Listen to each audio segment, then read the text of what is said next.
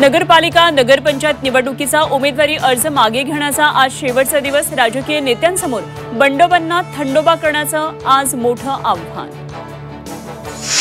मुंबई महापालिकेत मनसेसोबत जाण्यास काँग्रेसचा स्पष्ट नकार। मारहाणीची भाषा करणाऱ्यांसोबत जाणार नाही, खासदार वर्षा गायकवाड यांची रोखठोक भूमिका।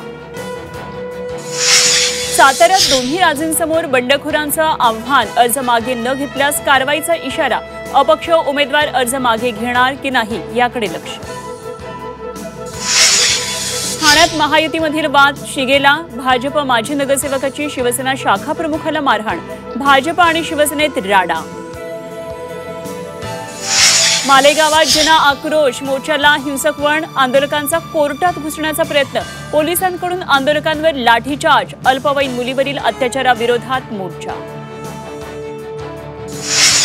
झी 24 तासनं उघडकीला आणलेल्या पुणे जमीन गैरव्यवहार प्रकरणात दस्त नोंदणीत अनियमितता आढळल्याचं चौकशी अहवालातून स्पष्ट। दस्त नोंदणीवेळी जुना बंद सातबारा उतार्याचा वापर। पुणे जमीन गैरव्यवहार प्रकरणातील मूळ वारस पोलीस स्टेशनमध्ये दाखल। तेजवानीला दिलेल्या पॉवर ऑफ अटर्नीबाबत पोलीस जबाब नोंदवणार। शीतल तेजवानीला व्हीआयपी ट्रीटमेंटबाबत विरोधकांचा सरकारवर निशाणा। तेजवानीला बसायला लाऊंज, घरी सोडायला पोलिसांची गाडी। सरकारमुळेच व्हीआयपी ट्रीटमेंट मिळत असल्याचा आरोप। 1 कोटी महिलांचे ई-केवायसी अद्याप अपूर्ण। ई-केवायसी करण्यासाठी 31 डिसेंबरपर्यंतची मुदतवाढ। लाडक्या बहिणींना ई-केवायसी करण्याचं आवाहन।